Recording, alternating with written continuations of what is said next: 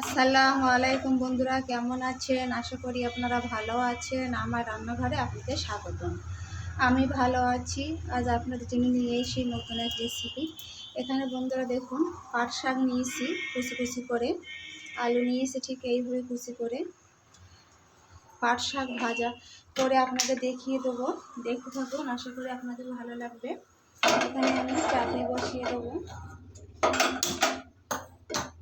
চাটনি বসিয়ে দিয়েছি, তেল দিয়ে দেবো চাটুইতে।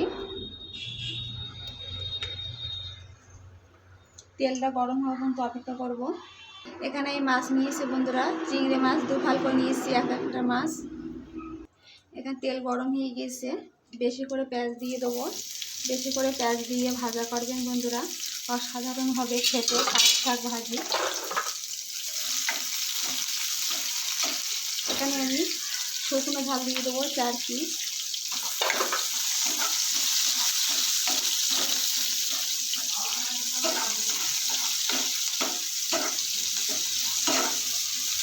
এখানে আমি চিংড়ি মাছগুলো দিয়ে দেবো,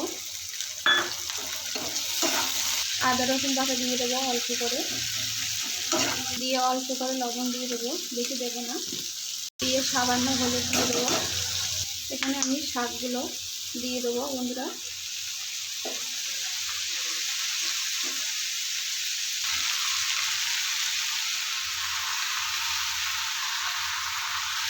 শাকগুলো আমি সব দিয়ে দেবো, দিয়ে 2 থেকে 3 মিনিট চাপা দিয়ে রাখবো।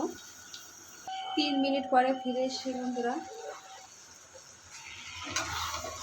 এখানে আমি পানি দেইনি, পানি বার হয়েছে।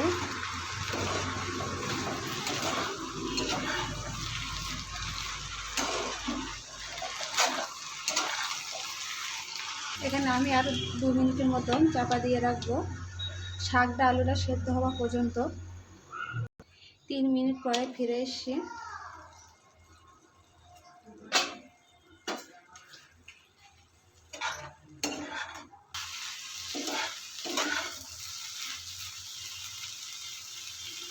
আলু গলে গিয়েছে বন্ধুরা, আলু শাক দুটোই গলে গিয়েছে।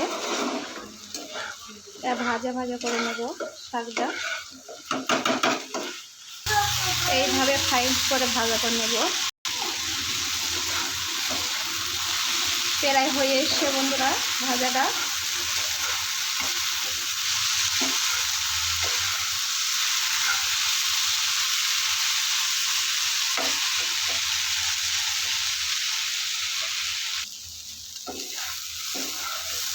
দেখুন বন্ধুরা কি দারুণ হয়েছে। এইভাবে পাট শাক কারা কারা ভাজি করেন কমেন্ট বক্সে জানিয়ে দেবেন। আমার তো খুব ভালো লাগে পাট শাক ভাজি। হয়ে গিয়েছে বন্ধুরা, লাগিয়ে নেব।